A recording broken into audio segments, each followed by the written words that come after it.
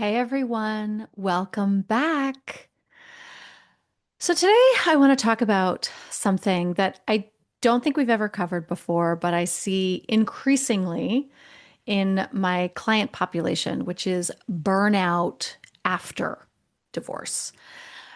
Because this is the thing I think that very few people, probably myself included, don't really prepare you for, which is like you have made it through so much already, right? You go through the making the hardest decision that you've ever had to make. You have survived the chaos of the initial separation and all that that entails. You get through the legal process and your divorce is final. You're on the other side, and then you expect to feel better because isn't that the point? Right? You expect to feel relieved and clear and free. But instead, you might actually feel exhausted, flat, unmotivated, sometimes even worse than you did before, sometimes depressed, right? And then you think, what the fuck is wrong with me? So I want to say this right at the top that there is nothing wrong with you. What you are experiencing is something very real and actually quite predictable. Because burnout after divorce isn't just about being tired. It's not just like, oh, you need a nap or you need a massage or, get into some self-care routines, all of which are extremely helpful. But also, what you're experiencing is nervous system depletion. And this happens when your body has been in prolonged stress, often for years, and then finally the intensity shifts, right? Not even disappears completely, it just shifts just enough.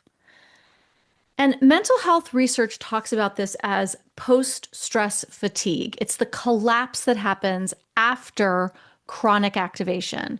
So when you really look at what you've been through, it makes perfect sense that this would happen.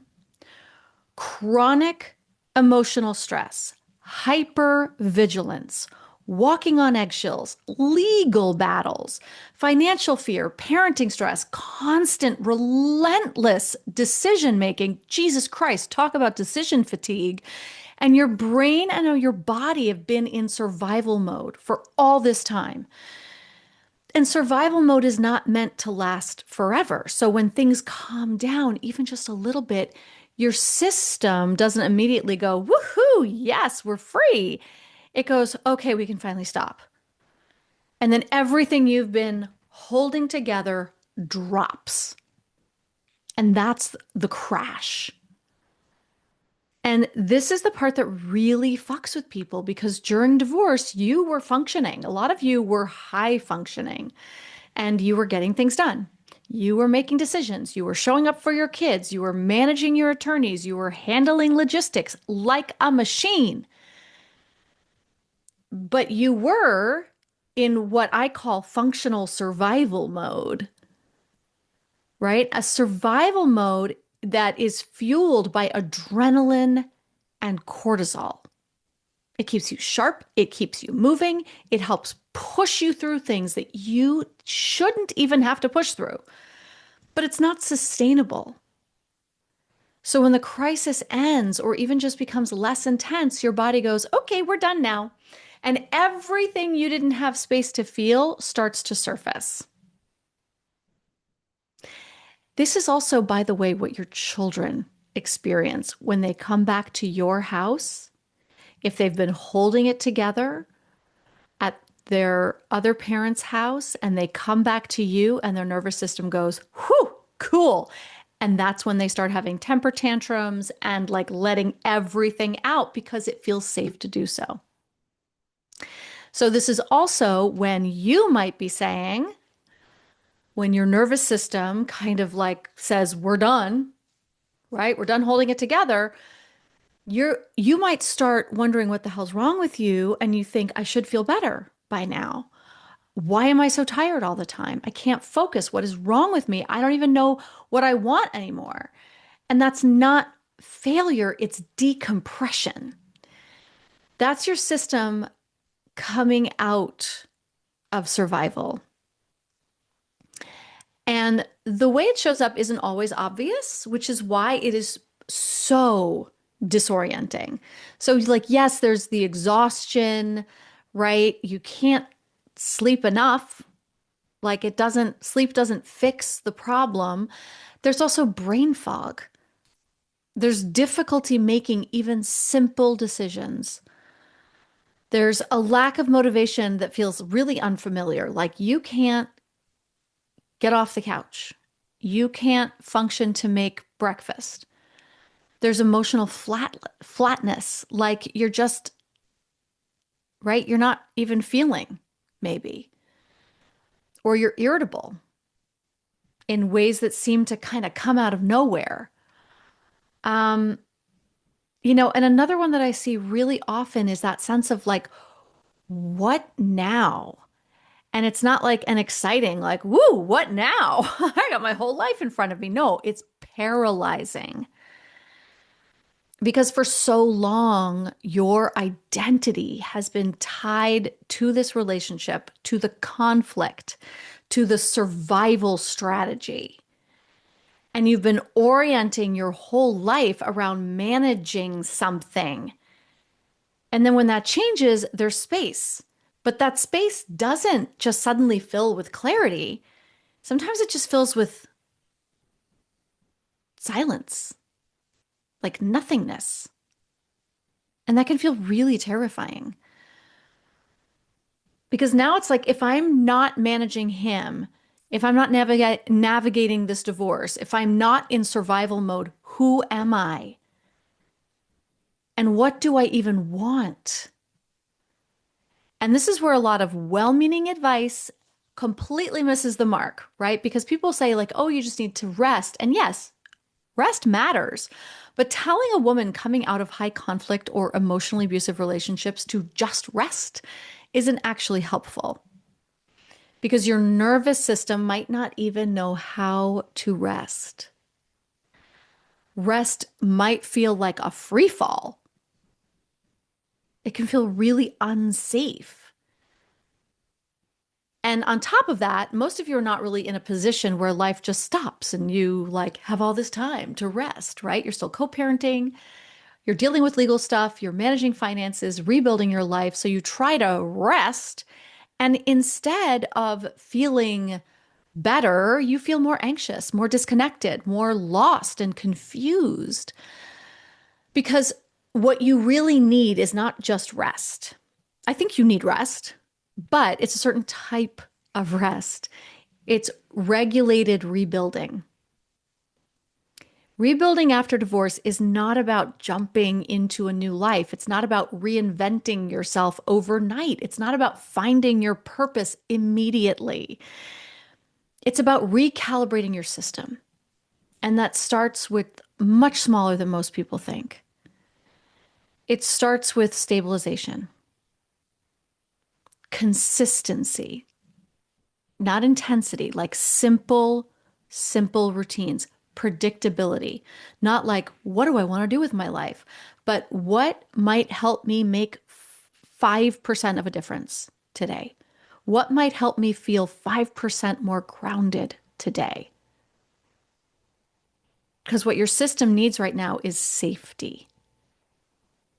And one of the biggest things that keeps burnout going and going and going is intense decision fatigue, right? So if you're putting yourself in a situation where you're like, I have to reinvent myself today, oh my God, it's more decisions. And you have been making high stakes decisions for months or years, and your brain is done. So instead of asking yourself these massive existential questions, we're going to scale it way down. What do I actually need today? I'm actually going to pull it back. First, you're going to ask yourself, how do I feel? Right? And you might not even know, right? I feel lost. I feel empty. I feel unmotivated. I feel vacant. Right? And once you've identified maybe what the feeling is, Then you can ask yourself what the need might be. What do I need? What can wait? Like, what decisions can I take off my plate today? Right? Asking yourself the question, just two questions, right? How do I feel and what do I need?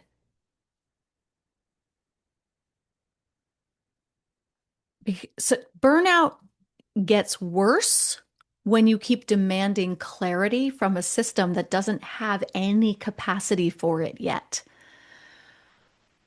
So, this is where self trust can come in, but not necessarily the way that people usually talk about it. You don't build self trust by suddenly trusting yourself completely. You rebuild it slowly. You notice your feelings, and then you notice what feels off, and you honor small preferences. When you say, I feel annoyed, and what do I need? I need, my mother to pick up some of the slack, or I need someone to help with the laundry, right? You honor that preference. I need someone to help with my laundry. Okay. And then you actually follow through on these little commitments to yourself, right? You notice how you feel, you honor what you need, and you follow through consistently over time. And that's how you build self trust. It's built through evidence over time, right? And so as you build that self trust, you start to expand your capacity. You actually expand your ability to feel safe because now you're starting to feel safe in yourself. Because for years, something felt off and you might not have done anything about it yet. And so you learn, or you were gaslit into disbelieving yourself and your feelings and your experiences. And every time that happened, self trust was diminished. So now we need to rebuild the self trust through tiny micro steps, right? I notice how I feel. I identify what I need, and then I honor it. And then I notice how that made me feel. Oh, that actually made me feel better. Oh, okay. Right now, I trust myself to take care of myself, to honor myself, right? And we need to be able to do that before we can ever start to trust others again. Not because if I don't trust myself, if I don't love myself, I can't love another. No, because I don't even know what the fuck it looks like, right? So, a lot of people think like I need clarity about my future, and like yeah, maybe you do. But clarity doesn't come first. Capacity does. Because clarity requires energy. It requires decisions. It requires regulation and cognitive bandwidth, and burnout strips all of that. So instead of chasing clarity, the question becomes, how do I increase my capacity? Even slightly. How do I support my system so that clarity can emerge later? And there's a trap in this, right? That I want to highlight for you right now and plant that red flag, which is trying to rush out of burnout, trying to fix it, trying to get back to feeling strong and empowered and clear as quickly as possible. And I get that, right? Of course you want that. I want that for you. You've already been through so much, but burnout is not something you power through. Because when you try to rush it, what happens? You overcommit, you overfunction, you override your own signals. You don't honor yourself. You destroy whatever self-trust you may have built up, and you end up right back in depletion. So this is going to be slower work for you, intentional work. And it's also really hard to do alone because when you're in burnout, your perspective is limited. Your decision making is compromised. Everything feels heavier than it actually is. And this is where support really matters, not just like, no, but not just any support, because therapy can help you process what happened. Yes, absolutely. But most therapists are not trained in this.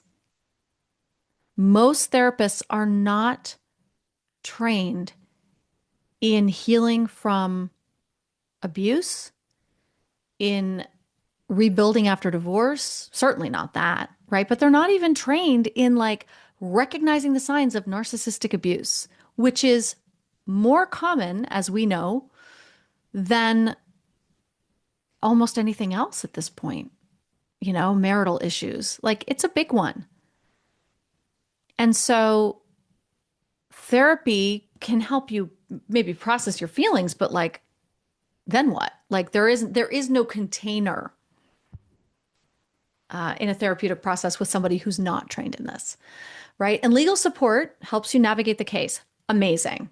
And that is scaffolding that you need.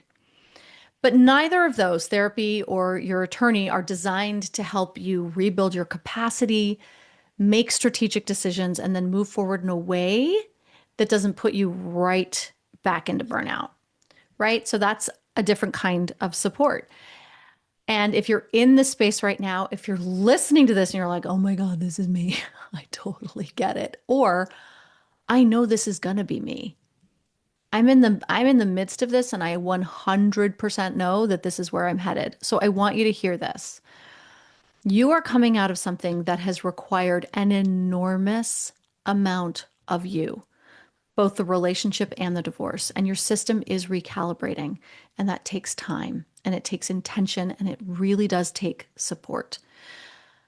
So if you do want help navigating what comes next, not just the logistics, but the actual rebuilding of your life in a way that you can sustain, that is something exactly what we do inside of Phoenix Rising. And but also, right, any other, like I'm of course gonna tout my program to you. That's my job. But any other place that you can find support within a group of people who actually understand what you are going through specifically, right? I happen to run Phoenix Rising, and I think it's one of the best out there. But if it's out of your price range, or if it's, if online doesn't work for you and you want to seek in-person support, yes, that's okay. Do it. Find it. Codependence Anonymous, Al-Anon, free, right? Not specific necessarily to divorce, but certainly full of people who have gone through it or have, are going through it. But I can tell you that this is the work that we do in Phoenix Rising. Because at the end of the day, the goal isn't just to get through the divorce. It is to build a life that you actually have the full capacity to live vibrantly, fully, with all of yourself. I want that for you so badly, so badly. And I've seen it. I've seen it over and over and over again with my clients, with members of Phoenix Rising. I've seen them step into that, and it is fucking glorious. And if you're listening to this right now and you're like, that sounds great, but totally unattainable, I promise it's not. And I promise we can get you there. So that's all I've got for you today. And by the way, if you're just listening to this and you feel heard, and you feel like, oh my God, yes, I totally get that, and you're not ready to do anything about it now, that's fine too. I just want you to know that what you're going through is 100% normal. It has a name, and there is a process to get through it. All right. I will see you next time. I love and adore you. And just keep coming back. That's all you need to do. Bye.